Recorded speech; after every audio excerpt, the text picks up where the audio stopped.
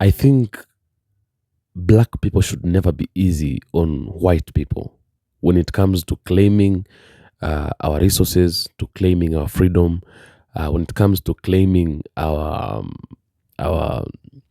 our properties, and when it comes to asking them out of the land that does not belong to them. At any cost, a black man should never be easy on a white man when it comes to that. That is what I believe, and that is what I think it should happen.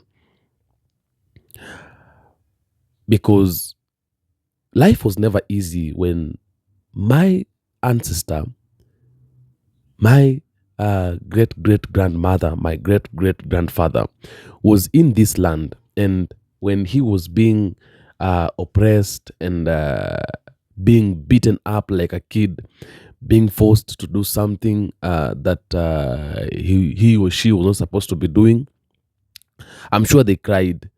I'm sure they suffered. I'm sure they went through a lot of things. They went through a lot of shame.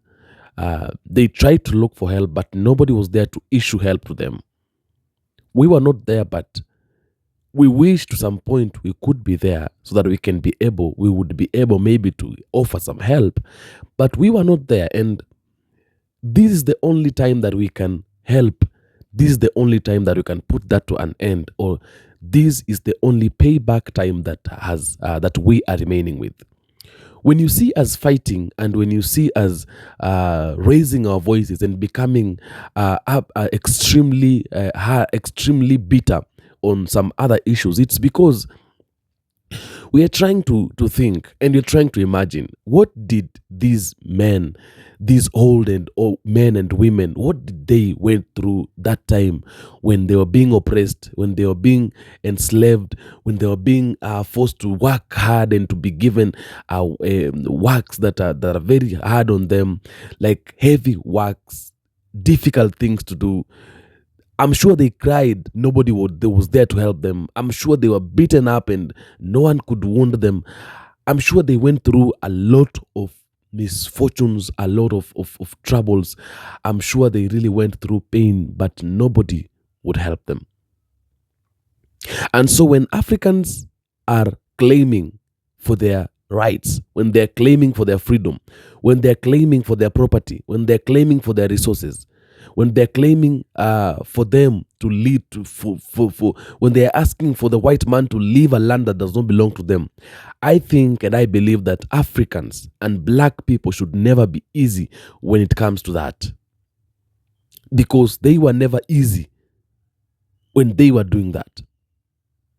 I have come to realize that white men have got some kind of arrogance and pride, and they have some kind of I don't know how do I call it, but they feel like the world belongs to them, and they feel like nobody, especially when you're a black person, there is nothing you're supposed to tell them. They should live wherever they want. They should live however they want. They should live at any place that they want to live, and no one should at any cost question them. That is how white men believe, and that is how white men want to live. And so my question sometimes is, do they think they're the only human beings in this world, that black people are not humans and black people cannot live the way they want? Do they think they are better than black people, or do they think that this world was created for them? That when a black person speaks, his sentiments and his views does not matter when in front when over a view of a white man? That a black man does not supposed to possess any asset or anything? Why is it that they think that a black man or an African is limited from accessing some things, but they are not limited from accessing these things? It's sad. It's very sad. But I'll repeat again and again. I believe when a black man is asking for his own property, for her own property, when a black man is asking for a white man to evacuate an African land, the motherland. I believe when a white man is asking, when a black man is asking a white man to get off the resources that belongs to a black man or an African, it should never be an apologetic. It should never, there shouldn't be a compromise on that. There should never be a negotiation on that. And we should ask it anyhow. We should present it to them anyhow. And no apologies are supposed to be issued when we are asking for our property, when we are asking them out of the land of Africa, when we are asking them off the things that belongs to us. There should never be an apology on that. There should never be a withdrawal of harsh statements on that. There should never be a negotiation and a compromisation. It should be something that we say it however we want it, whenever we want it, wherever we want it, and nobody should question us because we are asking for what belongs to us. When it gets to a point like this is a point, and this is where I now start rating Julius Malema at a very high level. When it comes to a point like this, it is when now I begin and start rating Ibrahim Traore at a very high rate. Because I believe and I know they are very good and super workers when it comes to executing assignments of that nature. And sometimes people would think that Ibrahim Traore hates the white people. Sometimes people would think that Julius Malema, especially when he is giving his speeches, he hates the white people. But my question is it bad when we hate the white people? Because the white people have taken us through hell. The white people have taken everything that belongs to me and you as black people. The white people have destroyed a lot of things that we had here in Africa. The white people are snatching our resources from us. The white people are getting wealthy through our backs. The white people, they are actually climbing the tree. But they're climbing the tree, stepping on our backs. They're using our backs to climb the tree. But when we complain, we become uncivilized. When we complain, we become people who love, people who are not knowledgeable, people who don't understand what we are doing, people who love quarrels and all those kind of things. Some people say that in South Africa, Julius Malema does not love unity. That Julius Malema does not love, he focuses so much on the white people and fails to focus on the black people in South Africa. My question is, as a leader in this country, as a leader in the country that is in Africa, what are you supposed to focus on most? What are you supposed to focus on most? Because everything that we do surrounds and is around a white man. The problems we're having in our countries and in our governments, it's because of a white man. The underdevelopments and the anger that is in our countries, it's in one way or the other connected to a white man. So as a leader who wants to improve your country, who wants to raise your country, who wants to make a good country and to create a good country, you are supposed to, your all issues should be around a white man. Because day in, day out, our work should be claiming for our resources, asking them to leave our countries, to leave the motherland, because we want to start developing our motherland in our own way. We want to start doing things an African way, our own way, not under pressure, not under rules and regulations, not under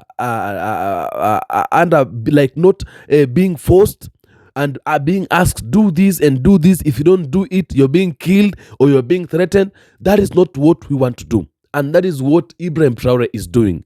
And whether you love Ibrahim Traore or you don't love Ibrahim Traore is an African fighter, is a motherland fighter, is a freedom fighter. He is fighting for the freedom of the blacks. He is fighting for the freedom of Africa.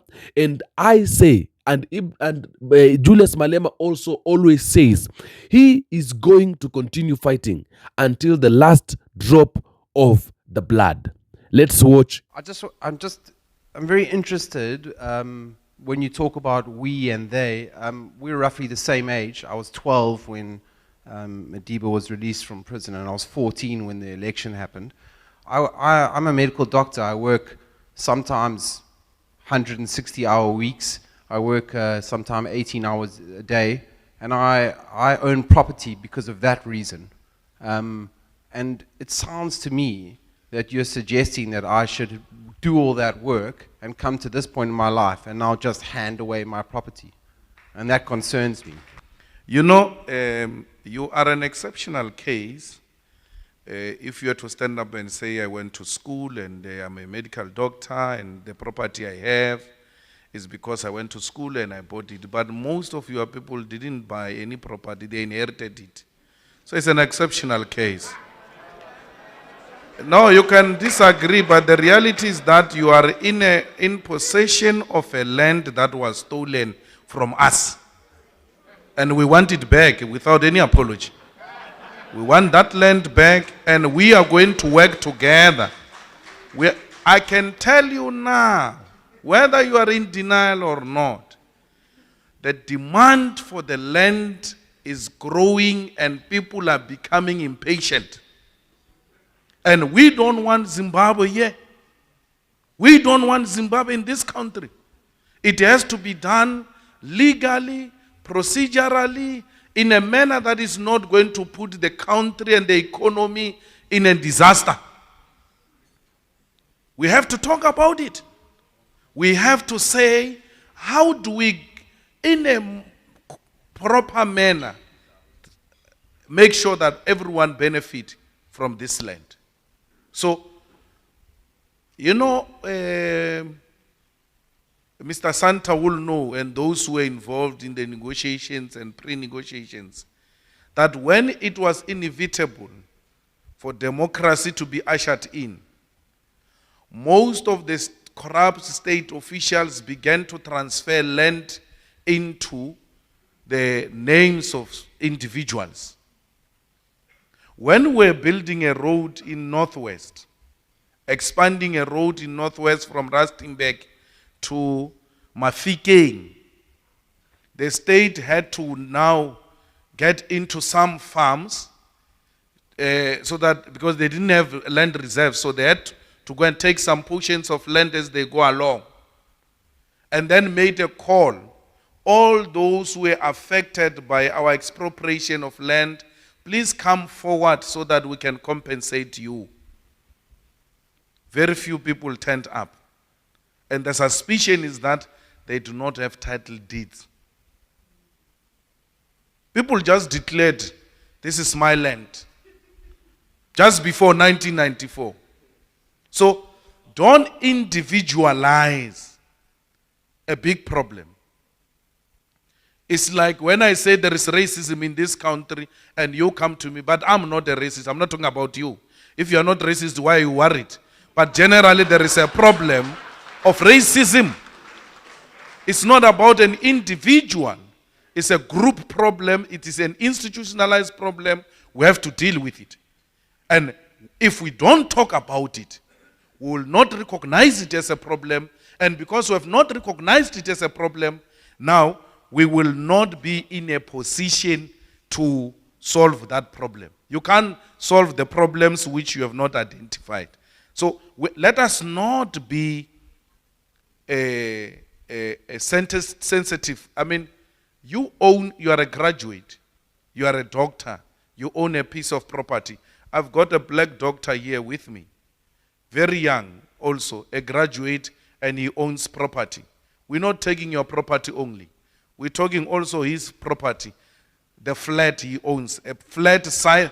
His flat is almost the size of your bathroom for sure. But even that, we're taking from him. So it's not about a black or white.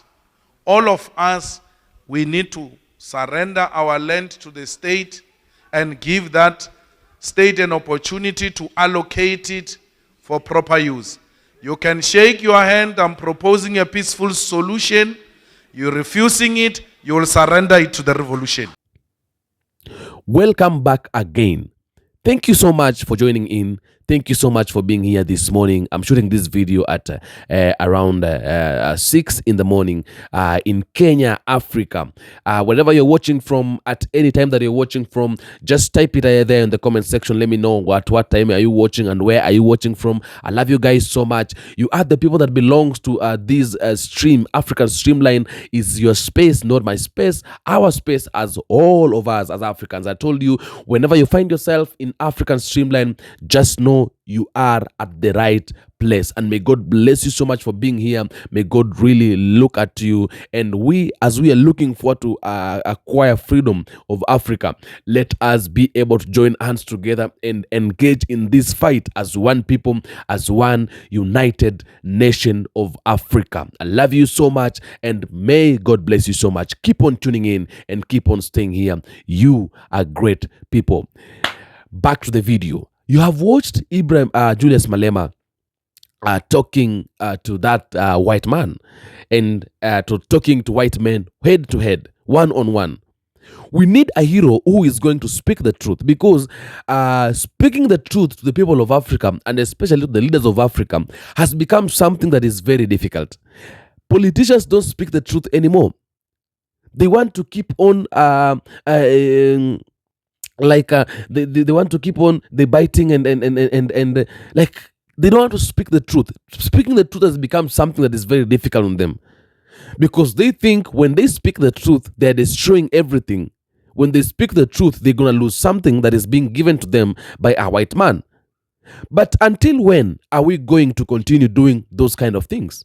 Until when are we going to change from those kind from that nature?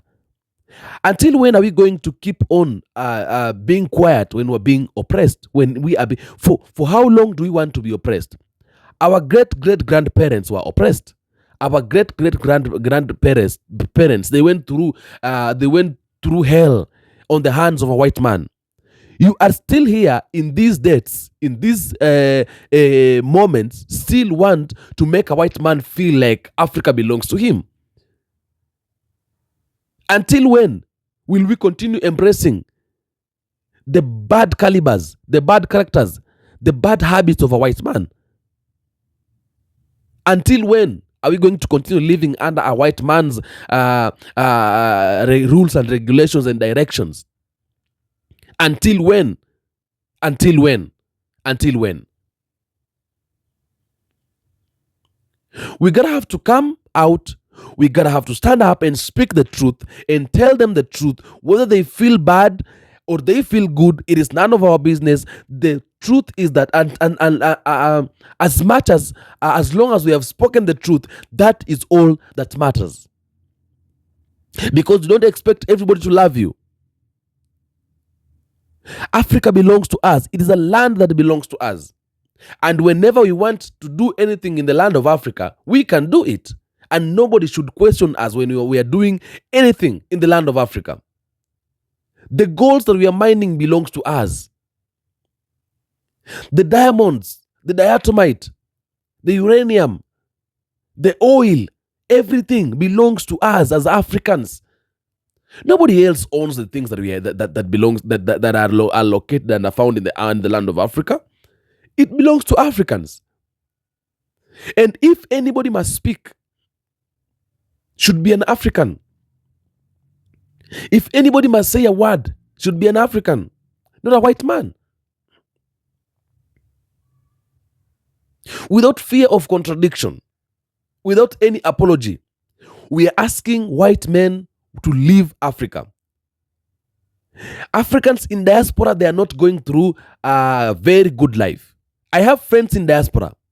My friends in diaspora, I speak to them. I've gotten an opportunity to speak to some 1, 2, 3 people from diaspora, and when they and what they're telling me is that in diaspora, life is not that good on them. I was listening to a friend of mine who was telling me that he wants to relocate Kenya and go to United States in search of a greener pasture. And I was like, you guy, my guy, I wish you knew what you want to dip yourself into. My African brothers in diaspora, they are not being treated so well. My African brothers in the Western countries, it is not that they are being treated well. They are not being treated well. They are assisted to some point. They are abused to some point. They are being taken up and down and being like, to some point, they are not living that comfortably in diaspora. Why should a white man live comfortably in Africa? Why should my brother be treated bad in diaspora, and then I come here in Africa, I start treating a white man very well? Somebody used to say that tit for tat is a fair game. You do me, I do you. You give me bread, I give you bread. You give me stone, I give you back a stone. You chase me out of your home. When you come to my home, I'll have to take responsibility of chasing you away. Because you cannot be treating me bad and you expect me to treat you well. Ibrahim Traore said that respect is paramount. You respect me if you want me to respect you.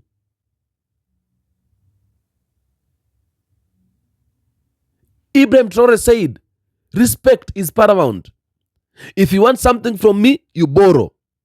If I want something from you, I will borrow. Ibrahim Traore said that respect is paramount. If you need my property, ask for it in a good way. I'll give you rules on how to come about it, on how to get it, on how to achieve it. When I want your property, I'll come about it in a good way. I'll ask for it. You give me your rules, you give me your regulations, you tell me how to come about it, to achieve it. But don't just step in my country and start doing whatever you want to do in my land and you expect me to keep quiet. Why am I supposed to keep quiet? Why should I keep quiet? When I come to your country, you start imposing rules on me. You start imposing regulations on me. I said it here again, and I once upon a time, and I'm going to say it again. Africans in diaspora, Africans in the United States, in the United Kingdom, in France, when they go there illegally, they will be deported back to their countries. But I've never seen a case when a white man comes to Africa and be deported back to the United States or to France or to the UK because of he is in this land of Africa illegally.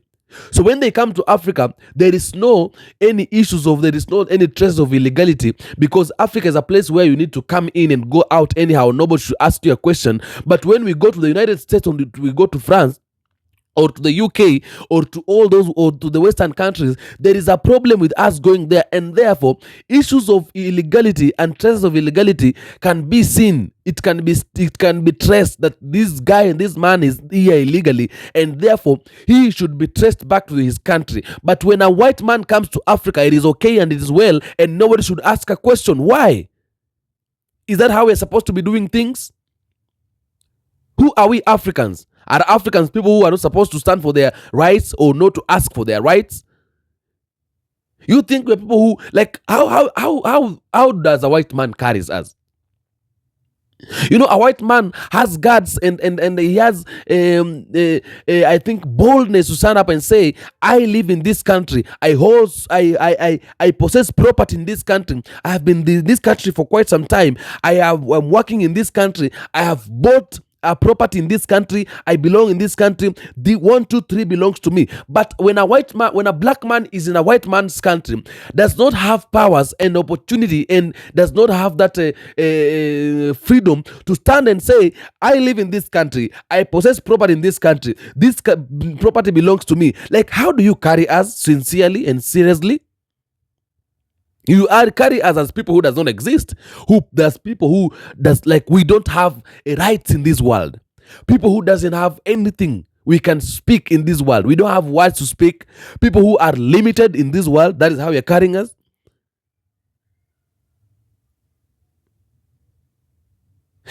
White men in the land of Africa, their parents, their ancestors, they took what belongs to us by force. They forced us to do things that we were not supposed to be doing. They took us through hell. They beat us up. Our ancestors, our great grandfathers, they suffered because of the life that they were taken through by a white man. Every property that a white man took, any white man who lives in Africa and owns a property, their great grandparents, they took it from our parents by force. They had to beat them up. They had to make them suffer. They took them through hell to be able to acquire the property that they have today. So why should we be easy on a white man? They came to Africa. They took over Africa. They began living in Africa as bosses, and they began living in Africa as masters. And then they took those Africans to into their homes, and they made them slaves. So they came to our land, they became bosses, but they took people who belong to this land and they took them to their land to become slaves. And when Julius Malema speaks, some people would say, now this guy is issuing out hatred speeches. He does a hate speech. That's dividing people. Which kind of people are you dividing? We know that unity is good and unity is strength. We need to be united and become one thing. But how can you unite with a fork? Or rather, how can you unite with someone who is with a dog? Like you in one house with a hyena. He's gonna eat you up when it gets angry. He's gonna beat you up when it gets angry. I mean, there's some kind of friendship you're not supposed to keep. Don't keep a friendship with a white man unless you have really looked at this white man, you have really looked at this person, and your instincts are telling you this one is good. Of course, not everybody is bad. Of course, not all people are bad. There are people who have got a godly heart. Okay? At some point, I've seen white people fighting for Africans. Genuine fight. And so, not all people are bad. But many of them are bad. And that is why it is very difficult for us to define who is good and who is bad. Because when white men came to Africa, they came to Africa in the name of spreading the gospel. They came as missionaries. And we really loved them. But this missionary work ended with the sufferings. It ended with us going through harsh rules. It ended with our great-grandparents crying. It ended with them dying. It ended with them being killed because of trying to deny what a white man is saying. And that is not what we want. We want a free Africa. And that is what we are saying. We want a land that is free. When you are a white man and you find yourself in Africa, respect Africa. Live under the rules and regulations of an African. When white men come to Africa, when Africans look at them, even kids, they see a good person. They're telling themselves, hey, I've seen a white man, they feel good. But when a white man walks in the streets of the United States, when a black man walks in the streets of the United States, when people are looking at him, they look at him like a monkey. No more. No more. You do me, I do you. Give me, treat me well, I treat you well. That is how to go about it. And so, anyhow, we can address you people. If we get time to address you, if we get an opportunity to address you, we address you the way we now want to address you. And we tell you the truth. Because we can only be free by speaking the truth. If something we don't find it so well, we speak the truth. Africa belongs to Africans. We want one Africa. Do not disunite us. France in the Western Africa, Britain where, we don't know where, we don't know this country that where you are sharing land that does not belong to you. You're dividing Africans, and we don't want a white man in Africa. So African leaders who are sellouts, who are puppets, who want to give the land of Africa to the puppets and start continue embracing Africans, we are against you. And a time is coming when all of you are going to be out of those thrones that you are in right now. Because right now you are being protected by a white man, but a time is coming when that white man will not have power to protect you anymore, and you will have to be chased out of those seats, and you will not have opportunity to lead Africans ever again in your life. Because Africa needs to be a free nation. That is what we want in Africa. A free nation, a free land, a land where we can have freedom, where we can speak and air out our views, where we can do our own things, we can do our businesses among ourselves as Africans. We want a borderless Africa. You came to Africa and you drew borders in the name of simply because you wanted to share Africa. These borders, we are going to do away with them someday. We are going to create one currency, one military, one African military. That is what we want. An Africa that is free, an Africa that lives by itself, not by the regulations and rules and powers of a white man. That is not what we want. And so, when we are addressing you, we address you however we want. As long as whatever you're holding belongs to us, as long as whatever we are talking about belongs to us, as long as we are claiming for our resources, as long as we are claiming for our property, as long as we are claiming for our freedom, we shall talk however we want, because we know freedom does not come easily and revolution does not happen easily. If you cannot hear the voice, a simple voice that we are giving out, if you're not ready to hear us, if you're not ready to listen to what we are saying, then you have to evacuate Africa. You have to get away. You have to get out of this land. You have to mind your own business. You have to get out, because we cannot live a life like that. If you refuse a peaceful solution, because we are asking you peacefully, leave Africa. We are asking you peacefully. Leave our matters. Do not engage in our matters. Get off your hands out of our matters. Get off your hands of our matters. Like, whatever we are doing should never concern you.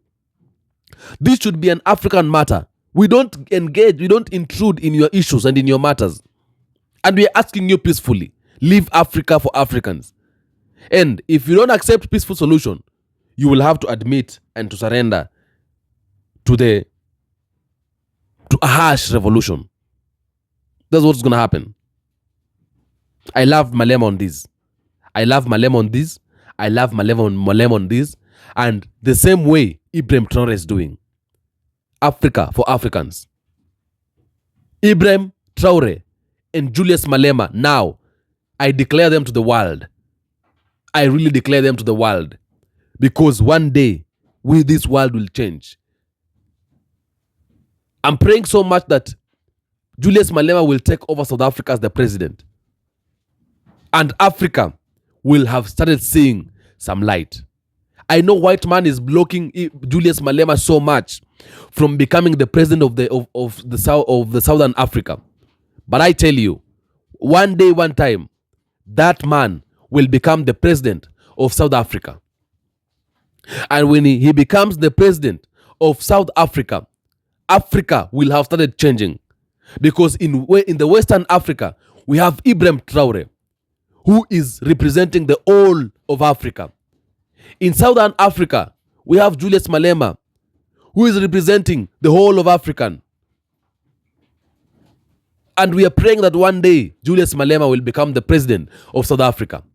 And the world will start, the African land will start a big change.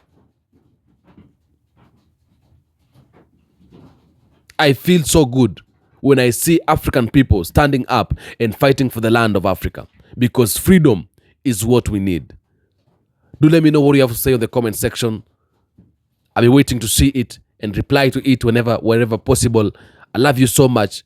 Thank you so much for tuning in. Thank you so much for listening to me. African Streamline is your space and it's your home. When you're in African Streamline, just know you are at the right place and you are at your home. I salute you so much. I thank you so much for being here. I love you. May God take care of you, my black people in Caribbean, in diaspora, and in Africa in particular. Adios, guys.